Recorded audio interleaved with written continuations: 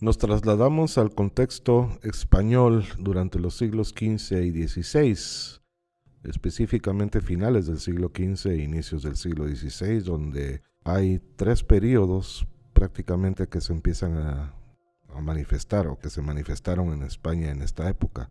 El gótico tardío, el prerrenacimiento y el primer manierismo español.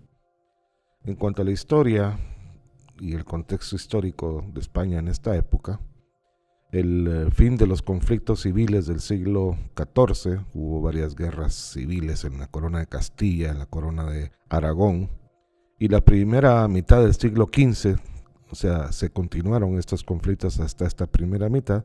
El fin de estos conflictos permitió las políticas expansionistas de los reinos peninsulares, es decir, se acabaron los problemas internos y los reinos decidieron expandirse. Portugal se embarcó en una aventura atlántica con sus exploraciones por el Atlántico, mientras Castilla continuaba la reconquista, sobre todo hacia los territorios más al sur, y la corona de Aragón volcaba su mirada en Italia. Los reyes católicos, que son los gobernantes de la península ibérica, casi totalmente unificada, en el último tercio del siglo XV, hicieron una política dinástica que convirtió la doble corona de Castilla y Aragón en una de las piezas fundamentales de la política europea. Esta posición estaba aún más reforzada con el descubrimiento de América. Hemos visto que en ese año 1492, cuando fue descubierta América, también fue el año de la reconquista del último bastión musulmán en España, la ciudad de Granada. La cumbre de la política de influencia europea y expansión de la corona de Castilla y junto con ella la de Aragón, la cumbre de esto llega con el nombramiento del nieto de los reyes católicos como rey y luego como emperador, Carlos I de España y Carlos V de Alemania. El arte de los reyes católicos. Al cerrarse el siglo XV, el arte dominante en la corte hispánica es el gótico. Este gótico presenta la peculiaridad, frente al resto del gótico europeo, de la influencia musulmana traducida en lo que se ha llamado el arte mudéjar. Al tiempo, las relaciones italianas, sobre todo con la corte de Aragón, permitieron la paulatina incorporación de elementos clasicistas en este arte. Lo mudéjar es esencialmente la adaptación de lo musulmán en territorio cristiano. En el terreno del arte, lo musulmán hispano está caracterizado por la suma de la tradición altomedieval, como el arco de herradura, los filtros arquitectónicos, etc., que generó el espacio compartimentado, y la profusa decoración interrelacionada con el gótico, en especial el gótico flamígero. Las formas dominantes de finales del siglo XV y las primeras décadas del siglo XVI son entonces las formas góticas con esta adición del mudejarismo. Las formas italianizantes como motivos ornamentales se introducen paulatinamente durante ese periodo, por ejemplo en el Palacio de Cogolludo del Vázquez de Segovia, el arquitecto Vázquez de Segovia de finales del siglo XV, el cual no vamos a ver en esta presentación. A partir de la década de 1520, el lenguaje clásico va robando el protagonismo al lenguaje gótico. Por ejemplo, la publicación por parte de Sagredo de las medidas del romano, la estancia de Francisco I en Madrid, las campañas del emperador en Italia, luego la construcción del Palacio Carlos V en Granada, etc., son elementos que van a definir precisamente ya esta época en que se consolida plenamente el Renacimiento a través de su vertiente manierista. Es decir, el Renacimiento español tiene este escalonamiento pasando del gótico final de los reyes católicos a un prerrenacimiento, que es esa combinación con mudéjar y dando propiedad a un arte especial en Castilla, que es el plateresco, que vamos a ver más detenidamente más adelante, terminando ya por fin a mediados, o dijéramos más bien en la tercera década del siglo XVI, con las primeras formas manieristas en España. La primera escuela que hay que destacar durante el periodo de los reyes católicos, este arte de transición del gótico al renacimiento, es la escuela de Valladolid. Los reyes católicos habían asentado la cancillería de su reino en esta ciudad castellana de Valladolid. Esto hizo aumentar la obra edilicia y atrajo a los grandes maestros de Castilla. En Valladolid se crean varios colegios, casi todos ellos derivados de las funciones de la Cancillería. Tal es el caso de San Gregorio, fundado por iniciativa de Fray Alonso de Burgos. Este edificio es un edificio tardogótico. En la fachada encontramos un arco conopial a la vez que mixtilíneo, con una decoración profusa, muy profusa, con horror vacui diríamos, y sobre todo atectónica. Esto quiere decir que no es una decoración que esté ligada específicamente a ennoblecer o ensalzar los detalles propiamente arquitectónicos, sino que es una decoración básicamente sobrepuesta. En esto se podría dar el origen a un nuevo estilo, este que estamos hablando. La obra fue construida por Juan Guas y Simón de Colonia entre 1488 y 1496. Actualmente es el Museo Nacional de Escultura de España. Y aquí vemos una foto del patio interno con una arcada que, si bien no es de medio punto, sí tiene cierta influencia italiana en su consecución espacial, o más bien en su concepción espacial. Y una segunda planta de la arcada con también unos arcos rebajados, no exactamente de medio punto, con ventanas geminadas en la parte inferior, pero en este caso de raíz más característicamente gótica, aunque no se hace uso del arco ojival. Otro colegio destacado con su iglesia es San Pablo, terminado a finales del siglo XV.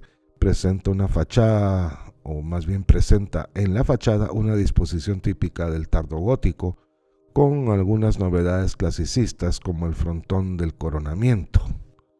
Por lo demás encontramos ese arco conopial en la entrada y la decoración profusa.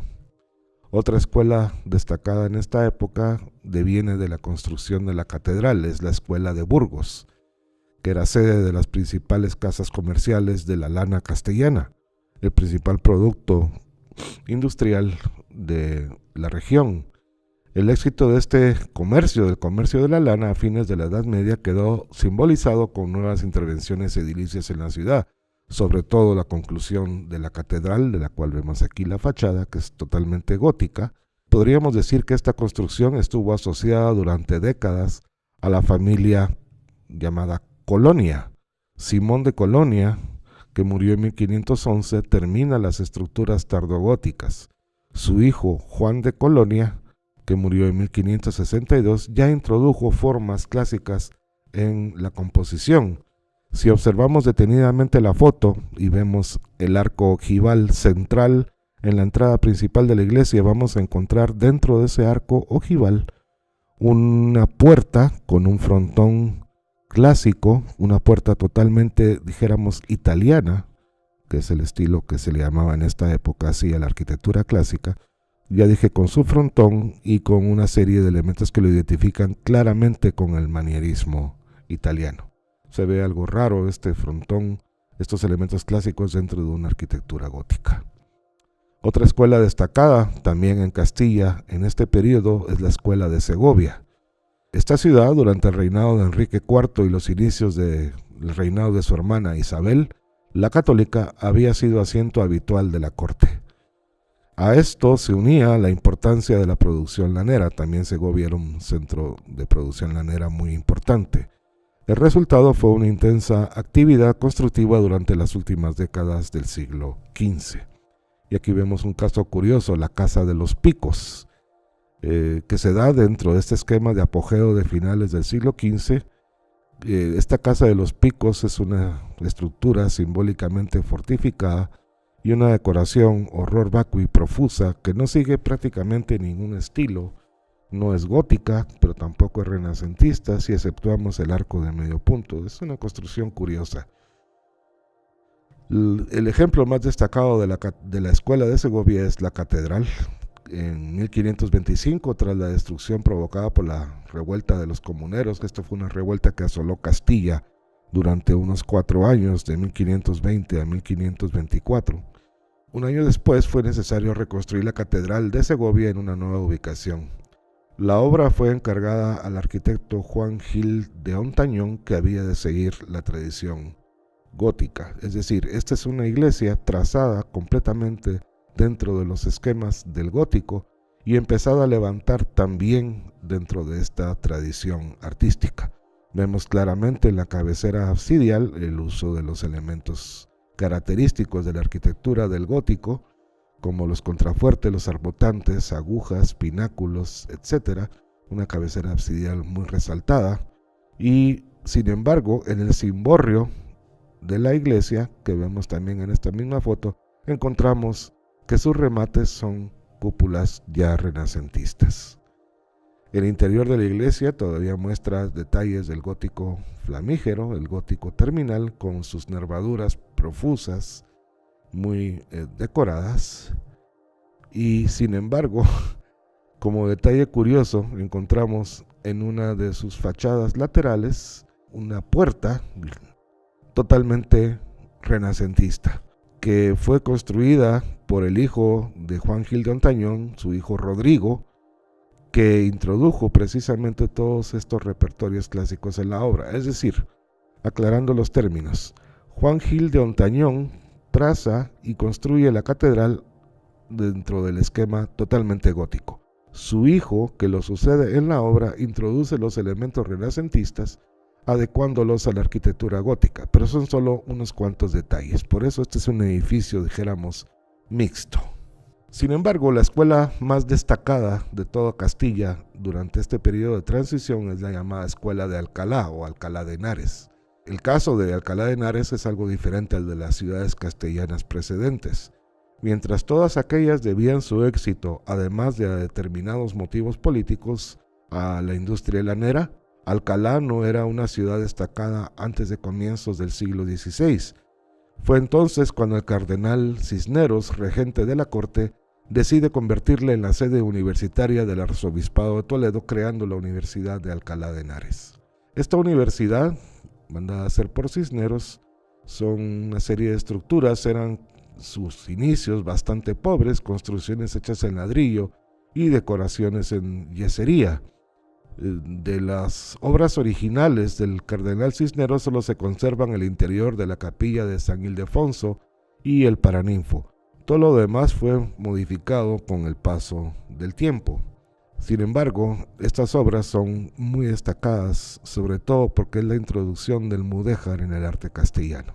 En la capilla de San Ildefonso, que aquí vemos una foto de su interior, es una capilla de nave única que está separada del presbiterio por un arco toral rebajado. Las paredes están decoradas con arcos conopiales y mixtilíneos de clara influencia gótica y un profuso ataurique, es decir, trabajo en relieve de yeso, también decorando todas estas paredes. Un elemento muy destacado es la cubierta, que es un artesonado de madera totalmente mudéjar, del cual aquí vemos una foto, un detalle de él. Este artesonado mudéjar también se le llama, precisamente a este sistema constructivo se le llama de par y nudillo. Esta tradición de estos artesonados mudéjares, sobre todo los de par y nudillo, fue transmitida a América desde estas épocas y vamos a encontrar, por ejemplo, en nuestro país, en Guatemala, diversos ejemplos de construcciones de techumbres de par y nudillo de una clara tradición mudéjar, cubriendo espacios de gran envergadura durante el periodo colonial. El Paraninfo, otra de las obras que sobreviven de la universidad fundada por Cisneros, es una estancia de una sola nave rodeada por una galería superior con arcos rebajados. Alrededor de esta galería se desarrolla la decoración, que es una decoración arquitectónica, es decir, sobrepuesta en yeso. También es ataurique. Y destacado de este Paraninfo es también el artesonado que está en la techumbre, que sin embargo en ese caso es mucho más complejo que en la capilla de San Ildefonso y no presenta el sistema de par y nudillo, sino que un entrelazamiento profuso formando un diseño casi abstracto de claro origen musulmán, pero que es mudéjar. Tras la muerte del cardenal Cisneros, las reformas en la universidad ya muestran la influencia clasicista, sobre todo en el caso de la fachada del Colegio Mayor, que fue construida por Rodrigo Gil de Hontañón a mediados del siglo XVI. Esta fachada del Colegio Mayor de la Universidad de Alcalá de Henares ha tenido múltiples seguidores a lo largo de la historia, incluyendo en Guatemala un caso destacado. Si ustedes ya lo han reconocido o les parece familiar esta fachada, es porque el Palacio Nacional, aunque es una obra pues bastante moderna, está basado su diseño en la estilística de la fachada del Colegio Mayor de la Universidad de Alcalá de Henares. Otra de las escuelas castellanas que se desenvuelven en esta época es la escuela de Salamanca, dominada por la figura de Juan Gil de Ontañón, maestro de la fábrica de la nueva catedral, de tradición tardogótica. En Salamanca hay dos catedrales, la antigua, que es románica, y esta que le llaman la nueva, con la cual está comunicada por una puerta que es de la tradición gótica. En la Catedral de Salamanca vamos a encontrar articulaciones propias del muro, que son articulaciones del gótico, una decoración caracterizada por el horror vacui, muchísimo uso de arcos mixtilíneos y conopiales. Todo ese trabajo, por cierto, está hecho en yesería, es ataurique. La estructura, el espacio y las proporciones son góticas. Las bóvedas se entroncan con la tradición del gótico flamígero. También en Salamanca encontramos un caso curioso, la Casa de las Conchas, que es de finales del siglo XV, con una organización habitual de la residencia bajo medieval, que es como un grueso prisma con torreones en los ángulos, como si fuese una fortaleza.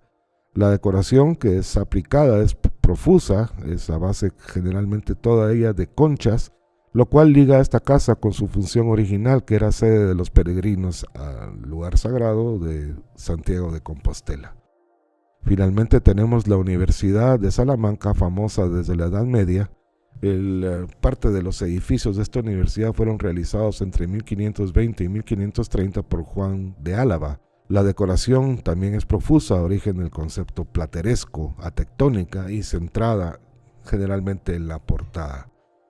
Dentro de esta universidad y estos conventos de Salamanca también destaca el convento de las Dueñas, que fue una reforma concluida en 1533 ya con claras reminiscencias clásicas e italianas que parten de elementos estructurales góticos. Aquí se trata de dar una organización clásica con simetría y ritmo a la arquitectura del convento. Sin embargo, todavía no existe una clara concepción de la arquitectura clásica, sobre todo el dominio de las proporciones.